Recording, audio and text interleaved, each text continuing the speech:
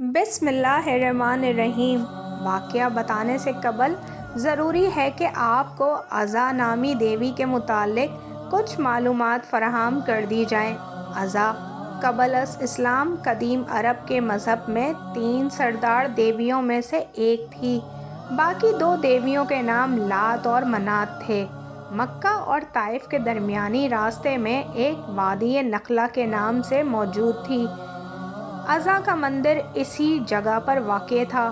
یہ وہی وادی نخلا ہے جہاں حضور اکرم صلی اللہ علیہ وآلہ وسلم کی ملاقات جنات کی ایک جماعت سے ہوئی تھی، اور اس جماعت نے آپ صلی اللہ علیہ وآلہ وسلم کی دعوت پر اسلام قبول کیا تھا۔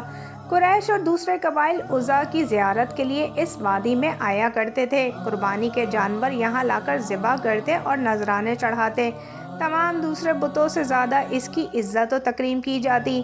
اگرچہ ان بتوں کے مندر عرب میں مخصوص مقام پر موجود تھے، لیکن دور جاہلیت میں انہی ناموں کے بت خانہ کعبہ میں بھی رکھے ہوئے تھے، اور دوسرے بتوں کے ساتھ ان کی وہاں بھی پوجا پاٹ کی جاتی۔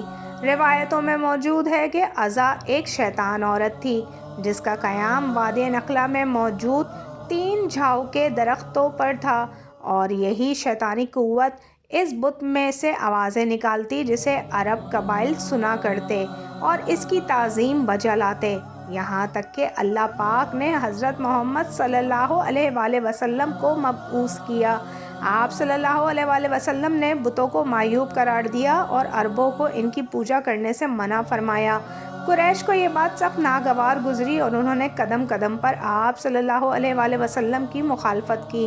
فتح مکہ کے بعد حضرت محمد صلی اللہ علیہ وآلہ وسلم نے خانہ کعبہ میں موجود تمام بتوں کو توڑ دیا، لیکن وادی نخلا میں موجود قریش کا سب سے لائق تعظیم بت عزا اب تک وہاں موجود تھا، اور وہاں اس کی عبادت بھی اسی زور و شور سے جاری تھی۔ چنانچہ عزا کے بت کو توڑنے کی غرض سے آپ صلی اللہ علیہ وآلہ وسلم نے حضرت خالد بن ولید رضی اللہ تعالیٰ عنہ کو منتخب فرمایا اور 30 سواروں کے ہمراہ آپ کو وادی نخلا کی طرف روانہ کیا۔ دوستو، یہ وہی خالد بن ولید ہیں جنہیں اسلام کا سب سے بڑا سپہ سالار تسلیم کیا جاتا ہے۔ حضرت خالد بن ولید رضی اللہ تعالیٰ عنہ نے 125 کے قریب جنگوں میں حصہ لیا، اور آپ نے کسی ایک جنگ میں بھی شکست کا سامنا نہ کیا۔ یہ خالد بن ولید ہی تھے جنہوں نے کیسر و کسرا کی سلطنتوں کو زیر کر کے مدینے کی ایک چھوٹی سی ریاست کو ایک عالمی طاقت میں تبدیل کر دیا تھا۔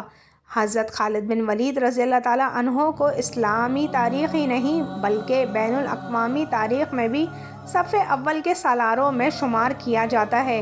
حضور اکرم صلی اللہ علیہ وآلہ وسلم نے جنگ موطا میں ان کی بے مثال بہادری پر حضرت خالد بن ولید رضی اللہ تعالیٰ عنہ کو سیف اللہ یعنی اللہ کی تلوار کا لقب دیا۔ دوستو، اس مرتبہ خالد بن ولید رضی اللہ تعالیٰ عنہ کا مقابلہ کیسر و کسرا کی عظیم فوجوں یا عرب کے جنگجو باغیوں سے نہیں تھا، بلکہ ایک ایسی شیطانی قوت سے تھا کہ جس کی حقیقت اللہ اور اس کے رسول ہی بہتر جانتے تھے کہ وہ در حقیقت کیا تھی۔ فتح مکہ کے کچھ روز بعد یعنی 25 رمضان المبارک کے دن حضور صلی اللہ علیہ وآلہ وسلم نے خالد بن ولید کو بلا کر یہ حکم دیا کہ نخلا کے درختوں کی طرف جاؤ، تمہیں وہاں 3 جھاؤ کے درخت ملیں گے، تم وہاں جا کر پہلے درخت کو کاٹ دینا۔ دوستو، جھاؤ خود اگنے والا پودا جسے انگلش میں ٹیمبرس کہا جاتا ہے۔ چنانچہ حضرت خالد بن ولید رضی اللہ تعالیٰ عنہ آپ صلی اللہ علیہ وآلہ وسلم کے حکم پر وادی نخلا کی جانب روانہ ہوئے اور وہاں موجود پہلے جھاؤ کے درخت کو کاٹ ڈالا۔ یہ عمل انجام دینے کے بعد جب آپ واپس آئے تو حضور صلی اللہ علیہ وآلہ وسلم نے آپ سے پوچھا کہ کیا تجھے وہاں کچھ دکھائی دیا تھا؟ حضرت خالد بن ولید رضی اللہ تعالیٰ عنہ نے عرض کیا کہ نہیں یا رسول اللہ، کچھ بھی نہیں۔ اس پر آپ صلی اللہ علیہ وآلہ وسلم نے فرمایا کہ واپس جاؤ اور دوسرے درخت کو بھی کاٹ دو۔ چنانچہ خالد بن ولید رضی اللہ تعالیٰ عنہ اسے کاٹ کر پھر سے نبی کریم صلی اللہ علیہ وآلہ وسلم کی بارگاہ میں حاضر ہوئے۔ آپ صلی اللہ علیہ وآلہ وسلم نے پھر سے وہی سوال کیا کہ کیا تم نے وہاں کچھ دیکھا؟ حضرت خالد بن ولید رضی اللہ تعالیٰ عنہ نے عرض کیا، یا رسول اللہ، میں نے کچھ نہیں دیکھا۔ اب آپ نے فرمایا کہ واپس جاؤ اور تیسرے درخت کو بھی کاٹ دو۔ اس مرتبہ حضرت خالد بن ولید رضی اللہ تعالیٰ عنہ اس درخت کو کاٹنے کی غرض سے آئے تو دیکھا کہ ایک شیطان عورت برہنہ حالت میں بال پھیلائے ہوئے ہے اور غصے میں اپنے دانت پیس رہی ہے۔ اس کے ساتھ ساتھ عزا کے مندر کا محافظ دبیہ سلمہ چلا آ رہا ہے۔